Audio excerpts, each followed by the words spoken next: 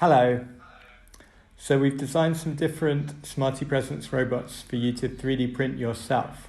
The first one is this. It's much taller than the Smartipresence robot that comes in the kit.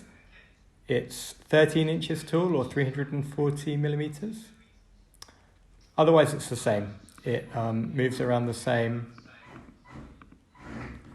and it has the tilt the same. We also designed this adapter that allows you to use our 3D printed monster truck for Telepresence. And that works quite well because it's quite good at driving outside and it's also quite tall. So, yeah, you can just drive around, go where you want.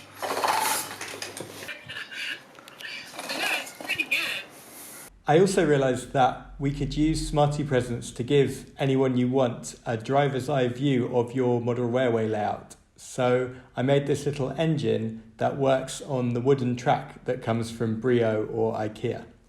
I'll be adding more of these designs in the future. Let me know in the comments what you think I should be designing. Thanks for watching. Bye bye.